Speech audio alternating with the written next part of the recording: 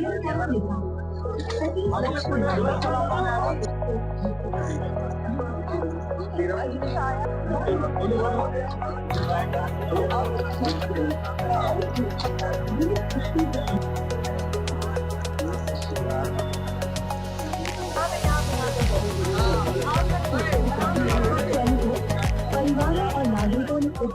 at Khalsa College, where Marvin Literature Festival is taking place currently, there's an exhibition of weapons is going on. Students of the college are showing keen interest in weapons, particularly drones and rifles. Some are also taking interest in tanks as well. They are exploring it. And army personnel who are deployed here are explaining how to use the weapons. Since you asked me specifically Yes. Regarding release of General Manoj Naravne's book, Yes. well, we'll just first cover the procedure. Okay. What is it? Because I have also just finished writing. It is Yes. a matter of coincidence. Yes. I finished the manuscript of my book yesterday only, Okay. and I'm just about to follow the procedure. I'll just first I'll just explain what is the procedure when you write a book.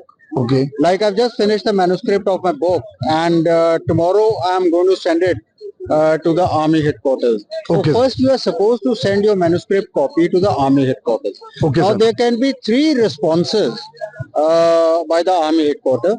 Okay.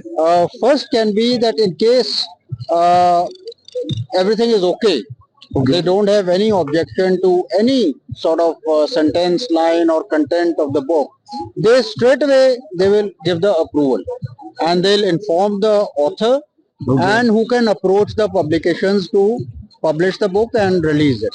That is first instance. The second situation can be when they object to a portion of the content of the book, Okay. which is not conducive, which is operationally, there is a operational objection, and it is damages the reputation of the Indian Armed Forces. Okay. And if in case it has any operational implications which a neighboring country should not know, then army headquarters will approach the author of the book. He will request him to either delete that content or modify the content, or it can be anything. So moment he does that, moment the author modifies the content of the book, or then again he gets back to army headquarters. I'll just give you a small example. I was just finished reading the book on Operation Sindhu by Lieutenant General Tiny Dillon. Okay. Yes. So he finished the book in a record time of 3 months. Okay. But I want to add that there were at least 37 interactions between Army Headquarters and General Tiny Dillon, Okay. who had to clarify certain contents of the book, and also there were certain things which were added. So Okay. some things were deleted by General Tiny Dillon and some things were added. And that is the reason it saw the light of the day in just about 3 months, because he was quite interactive and he was interacting with the Army Headquarters almost on daily basis. And what has happened in this case, sir? Yeah, in this case, we'll just first come to the third situation. Yes. Now, third situation is that when there is something which has grave operational implications, and it is not, it does not serve the national security interest. So that is the time when the book will be rejected. So I told you 3 situations. Now, in this case, I think, it is obvious that it has not been cleared. I won't get into the political controversy, but what I know from the procedure is that it was not cleared by the Army Headquarters, and of course also not by the Ministry of Defence, and that is how it has got held up for last 2 years. It was submitted, it was about to get published in 2024, and now it has been 2 years. I think somewhere in the book, I have not read the book, there has been some controversial issues. There are 2 controversial issues which we know of. I think he mentioned about Agniveer scheme. Yes. In which he mentioned that when he was the chief, That time he had recommended 75% retention and 25% to be eased off. Yes. Whereas now, then later, and also it was agreed by Air Force and Navy, and it was not agreed by Army. But now what has happened is that 25% are being retained in the Agniveer scheme and 75% are being eased off. Though that also a proposal is underway, and I think they will be now increasing the percentage of retention. Speak on geopolitics, what is happening in Gaza, Iran issue and the Greenland issue. We'll just go over the three current flashpoints very briefly, which are happening now in the world. Firstly, about Greenland. I must say that it has a historical perspective, and Norway and Denmark have got involved into the Greenland issue for the obvious reasons. I don't want to go back into the timeline of 10th century and 11th century. Yes. But we'll straight away come to the point as to why Greenland has become important now. Certainly, why not 5 years back or 10 years back? It is for a simple reason that now, because of the global warming, the ice has got melted in the Arctic Ocean, and that has given rise to new sea routes, the new sea lanes, which Russia and China they are trying to exploit. As you are already aware, the Russia is developing ports and all along the Yes. Arctic Circle, Yes. and they are trying to make those critical minerals which are there in the Greenland accessible to them. And USA, America, doesn't want Russia and China to have a foothold. Now look at China. China has now it has opened a polar Silk Route. Yes. Now earlier their containers used to pass, start from China and they go into Europe. They used to go into Europe via Red Sea, Arabian Sea, Red Sea, Suez Canal, Mediterranean Sea, and then enter Europe. It used to take 40 days. Yes. And imagine now Chinese containers are just taking 20 days. Yes. When they are, polar Silk Route is basically a northern sea route. Yes. You go north of Russia, Yes. and then go into Barents Sea, and then they are entering Europe. They are taking just 20 days. Just imagine the saving in time, cost, the insurance of the ships of the Chinese. Yes. So that is the main reason. I would say the main reason see, out of 34 critical minerals, Yes. Greenland has got 25 critical minerals along the coastline. So that is, and though America is saying its security interest, because the high-speed cruise and ballistic missiles, it has reduced the reaction time of USA. So America wants a Pacific space base to be developed in the Greenland. They want some kind of a early warning system. Now we come over to the issue of Iran. Now presently the talks are going on in Oman and Muscat, and yesterday only Trump met Netanyahu. That was a closed room discussion for 3 hours. And basically it is now Trump, I think, would agree. Iran wants to widen the scope of the talks. Iran wants to include, Iran just wants to talk on the nuclear issue. Okay. Uranium enrichment issue, whereas Trump wants to widen the scope of the talks. He wants that all the missiles, the range of the missile, to be curtailed to only 300 kilometers. And also he wants to include the negotiations on axis of resistance.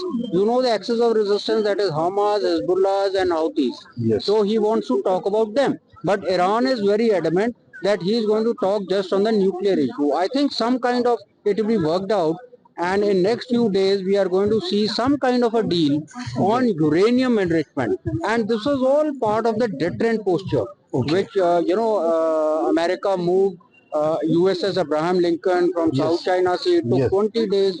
It shifted all of the jets and fighter aircraft to Jordan. Yes. It also brought its destroyers to Jordan and Bahrain. So that is all. I think it is part of a deterrent posture, but Trump is going to reach a deal with Iran in next few days. Okay. Now we come to Gaza. Gaza is the Gaza peace accord, much talked about. It's a 20-point Trump plan. Yes. I think there are now two schools of thought. It's quite a debatable issue. Yes. There are many analysts who say that India should sign the Gaza peace accord. Yes. I mean, they have the good reason that India will get a seat on the high table. But Yes. as per my analysis, I think India should not sign the Gaza peace accord for certain good reasons. And first and foremost is that Trump is the chairman. Okay. Chairman is not the ex officio president of USA. What will happen after 3 years? In January 2029, when there will be new USA administration and a new president, what will happen then? So there will be certain, and moreover, see, all the Trump's friends and families, they are part of the executive committee. We have seen his son-in-law, James Kushner, Yes. who gave a presentation during the World Economic Forum at Davos. So that is what, and who knows in future, basically, this Trump's executive committee or the board of peace, it should not supplant the United Nations. After a few years, they should not say that we are going to resolve the Jammu and Kashmir issue as well. Yes. Another thing, Trump, actually Palestinian problem is a political problem.